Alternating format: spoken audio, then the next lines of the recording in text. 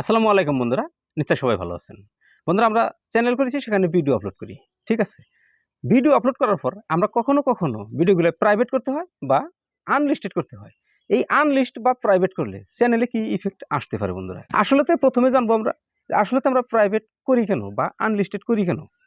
Video যে আমাদের চ্যানেলে আছে সেটা প্রাইভেট কেন করি আমরা? তার মূল উদ্দেশ্যটা কি? তো ভিডিও আনলিস্টেড করার বা প্রাইভেট করার ৩-৪ টা কারণ আছে বন্ধুরা। তার মধ্যে ১ নম্বর যেটা কারণ সেটা হলো, আমি যখন চ্যানেল করেছিলাম তখন আমার এত অভিজ্ঞতা ছিল না, বলার এত স্কিলস ডেভেলপ ছিল না। আমি ভালোভাবে বলতে পারি নাই বা সেটা ভালো হয়েছিল না ভিডিও। তো এখন আমার চ্যানেলে যদি সেই ভিডিওটা থাকে, যদি দর্শক দেখে, তাহলে নিশ্চয়ই কোনো দর্শক আছে তারা হাসবে। যার জন্যই সেই ভিডিওটা যাতে আর অন্য কোনো দর্শক দেখতে না পারে, আমি সেই ভিডিওটা প্রাইভেট করে রেখে দিলাম যাতে আর অন্য কেউ দেখতে না পারে। এই হচ্ছে ১ নম্বর কারণ। তারপর আসবো বন্ধুরা ২ নম্বর। ২ নম্বরে আছে, আমাদের চ্যানেল যখন গ্রো করবে বা যখন তাদের ক্রাইটেরিয়া বা ইউটিউবের ক্রাইটেরিয়া যখন ফিল আপ হবে, তখন আমরা মনিটাইজেশনের জন্য এপ্লাই করব। কিন্তু মনে সন্দেহ আসে, এই ভিডিওতে যদি ফ্রেন্ডলি যদি অ্যাডভার্টাইজমেন্ট না আসে বা এই ভিডিওতে যদি অ্যাড না চলে, এই ভিডিও যদি মনিটাইজেশন না হয়, তাহলে কি হবে? সেজন্যে ওই ভিডিওটা নিয়ে আমরা এপ্লাইতে দিব না বা মনিটাইজেশনের জন্য এপ্লাই করব না ওই ভিডিওর জন্য। আমরা শুধু ওই ভিডিওটা প্রাইভেট করে বাকি যে ভিডিওগুলো আছে সেই ভিডিওগুলোর জন্য আমরা আবেদন করব। তারপর আসবো বন্ধুরা ৩ নম্বর। ৩ নম্বরে একটা কারণ, গুরুত্বপূর্ণ কারণ আছে বন্ধুরা। আমরা ভিডিও বানানোর সময় প্রথমে ঠিকই বানাই, তারপর যখন আপলোড হয়ে যায় তখন দেখি যে এই ভিডিও আমার চ্যানেলে থাকলে আমার চ্যানেলে ভবিষ্যতে ইফেক্ট করতে পারবে, বা আমি কোনো অন্য ভুল টপিকে ভিডিও বানিয়েছি বা এই ধরনের কোনো সন্দেহ যদি মনে আসে, তাহলে আমরা ভিডিও প্রাইভেট করি। এই হচ্ছে বন্ধুরা ৩ নম্বর কারণ। তারপরেও ৪ নম্বরে আরো একটা কারণ আছে। ৪ নম্বর কারণটা হলো, আমাদের যেকোনো ভিডিও যদি প্রাইভেটলি কাউকে শেয়ার করতে হয়, তাহলে সেটা প্রাইভেট করে তার লিঙ্কটা আমরা তাকে পেস্ট করতে পারি। সেজন্যই আমরা ভিডিও প্রাইভেট করি। তো বন্ধুরা এখন বুঝে নিব যে একটা নতুন করে চ্যানেল বানিয়েছি। সেই চ্যানেলটা এখনো মনিটাইজ হয় নাই। মনিটাইজ হয় নাই, তবু যদি আমরা সেই চ্যানেলের থেকে ভিডিও একটা প্রাইভেট করি, তাহলে চ্যানেলে কি ইফেক্ট পড়তে পারে? বা হয়তো আমার চ্যানেল মনিটাইজে আছে, সেই মনিটাইজ চ্যানেলের থেকে আমি ভিডিও একটা প্রাইভেট করলে বা আনলিস্টেড করলে আমার চ্যানেলে কি ইফেক্ট আসতে পারে? তো আসলেতে যদি ভিডিও প্রাইভেট করেছেন, যদি কমিউনিটি গাইডলাইন্সের কোনো খিলাফ হয়েছে বা কমিউনিটি গাইডলাইন্স উল্লঙ্ঘন করে আপনি ভিডিও বানিয়েছেন, তাহলে আমি বলতে পারি যে সেই ভিডিও প্রাইভেট বা আনলিস্টেড করার থেকে আপনি সেই ভিডিও রিমুভ বা ডিলিট করে দেওয়াটাই বেশি বেটার।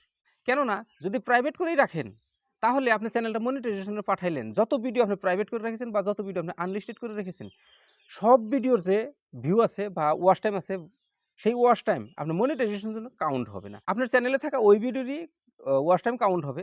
যে ভিডিও আনলিস্টেডও নাই, প্রাইভেটও নাই, পাবলিক মোডে আছে, সেই ভিডিওর ওয়াচ টাইমটা আপনার মনিটাইজেশনের জন্য কাউন্ট হবে। তো আসলেতে যদি আমরা কমিউনিটি গাইডলাইন্স ফলো করতে পারি নাই, তাহলে সেই ভিডিওটা ডিলিট করাই বেশি ভালো। কারণ যদি আপনি প্রাইভেট করে রাখেন বা আনলিস্টেড করে রাখেন, ভবিষ্যতে সেই প্রাইভেট বা আনলিস্টেড ভিডিও থেকে আপনার চ্যানেলে স্ট্রাইক আসতে পারে। তো এখন বুঝবো যে যদি চ্যানেল মনিটাইজ থাকে, তাহলে সেই চ্যানেলের ভিডিও যদি আমরা প্রাইভেট করি, তাহলে সেই চ্যানেলে কি ইফেক্ট পড়তে পারে। যদি চ্যানেল মনিটাইজই আছে, তাহলে আপনি ভিডিও প্রাইভেট করবেন কেন? প্রাইভেট করবেন এজন্যই যে আপনার কোনো বন্ধু-বান্ধবকে আপনার ভিডিওটা প্রাইভেট হিসাবে তাকে দেখাতে হয় বা তাকে দিতে হয়। সেজন্য আপনি ভিডিওটা প্রাইভেট করবেন। যখন আপনি ভিডিওটা প্রাইভেট করে আপনার বন্ধুকে আপনি সেন্ড করতে যাবেন, লিঙ্ক তাকে দিতে যাবেন, তখনই যখন শেয়ারে যাবেন, শেয়ারে যাওয়ার সঙ্গে আপনার কাছে সেই বন্ধুর ইমেইল আইডি চাইবে। যখন আপনি ইমেইল আইডিতে সেই ভিডিওটা তাকে সেন্ড করবেন, সে কিন্তু সেই ইমেইল আইডির মাধ্যমে সেই ভিডিওটা দেখতে পারবে। তাছাড়া অন্য কোনো মাধ্যমে দেখতে পারবে না।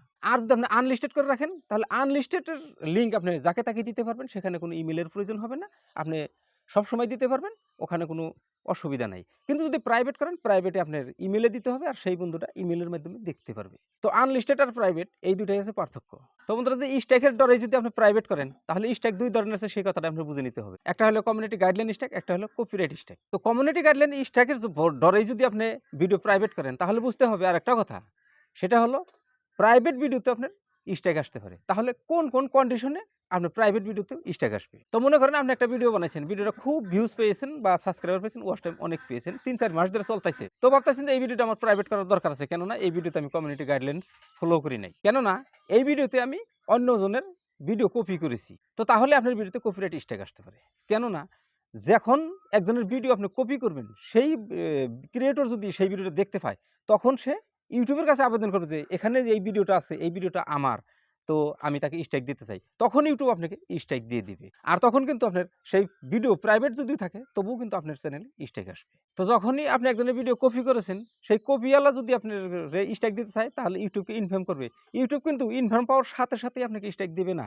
কখনো ১২ ঘন্টা, ২৪ ঘন্টা, ৪৮ ঘন্টা বা কখনো ৭২ ঘন্টা বা ৯০, ৯২, ৯৬ ঘন্টা পর্যন্ত টাইম লাগতে পারে আপনাকে স্ট্রাইক দিতে। তো আপনি কিন্তু এই 72 ঘন্টার ভিতরে আপনি প্রাইভেট করে দিয়েছেন, সে আপনাকে স্ট্রাইক দেওয়ার জন্য যে ইউটিউবের কাছে আবেদন করছে সেটা কিন্তু আপনি প্রাইভেট করার আগেই আবেদন করেছে, তাহলে কিন্তু আপনার প্রাইভেট ভিডিওতেও ইউটিউব স্ট্রাইক দিয়ে দিবে। তো কমিউনিটি গাইডলাইন স্ট্রাইক, তাহলে সেটা আবার কি?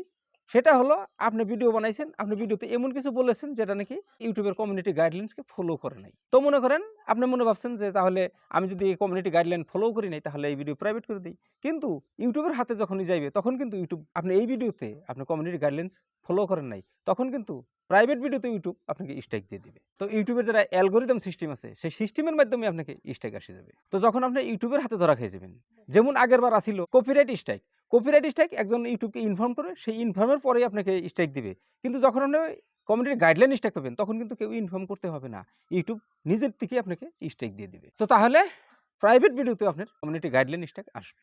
তো বন্ধুরা এই ছিল যে ভিডিও প্রাইভেট বা আনলিস্টেড করলে কি কি ইফেক্ট চ্যানেলে আসতে পারে, বা কখন আমরা প্রাইভেট করতে পারি, বা কি হিসাবে আমরা প্রাইভেট করতে পারি, আর কমিউনিটি গাইডলাইন্স ফলো না করলে কি ধরনের স্ট্রাইক আমাদের আসতে পারে বা ক্লেম আমাদের আসতে পারে। তো বন্ধুরা এই ছিল আজকের ভিডিও কেমন লাগছে নিশ্চয়ই কমেন্ট করে জানাবেন। যদি ভালো লাগে অবশ্যই একটা লাইক দিবেন। আপনি আমার চ্যানেলে নতুন দর্শক হলে সাবস্ক্রাইব করে চ্যানেলটির সাথে থাকবেন। ঠিক আছে, দেখা হবে আপনার সাথে পরে আরো নতুন অন্য কোনো ভালো ভিডিওতে। ততক্ষণ পর্যন্ত আপনি সুস্থ থাকবেন, নিজের খেয়াল রাখবেন। আসসালামু আলাইকুম।